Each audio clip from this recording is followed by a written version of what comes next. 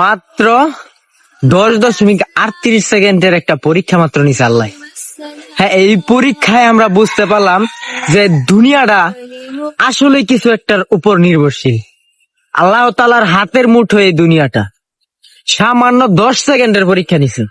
যদি এই পরীক্ষাটা 1 মিনিটের মতো হইতো তাহলে অবস্থা খারাপ হয়ে যেত। আর আমরা মানুষ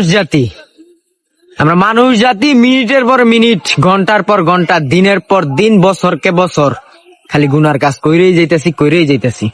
আর আজকে 10 সেকেন্ড, 10.38 সেকেন্ডের পর আল্লাহ আল্লাহ করতেছে। কে এতদিন মানুষ আল্লাহ আল্লাহ করে না কে? আজকে বুঝতে পারছে যে আল্লাহ একটা মাত্র হু দিলে দুনিয়াটা ধ্বংস। মানুষ গুনাহ যখন করে তখন আল্লাহর কথা স্মরণ করে না। আর এখন আল্লাহ যে নিয়ে হালকা একটা টোকা দিছে, হালকা একটা লাড়া দিছে, তখন মানুষ বুঝতে পারছে যে আল্লাহ একটা ফু দিলে দুনিয়াটা শেষ, ধ্বংস।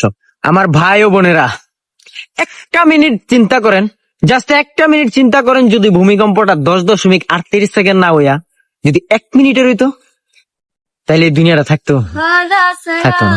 আমরা কিসের অহংকার করি, কিসের বড়াই দেখাই, কার জমি মাইরা দিয়া বড় লোকের বড় বড় বিল্ডিং করি, সামান্য একটা ভূমিকম্পে সব ধইসা করে দেব। আমার ভাই বোনেরা, এখনো সময় আছে। নিজেরে শোধরাই, নিজেরে বদলাই, নিজের গুনাহ থেকে ত্যাগ করে আল্লাহর পথের দিকে আসি। আল্লাহ সবাইকে সুস্থতা দান করুক। ভূমিকম্পের মাত্রা হয়েছে 10.38 সেকেন্ড। গ্রাম অঞ্চল এখনো স্বস্তির আছে আলহামদুলিল্লাহ। শহরের কি অবস্থা তা জানি না, খবরে দেখতে পারবো ইনশাল্লাহ। তো সবাই দোয়া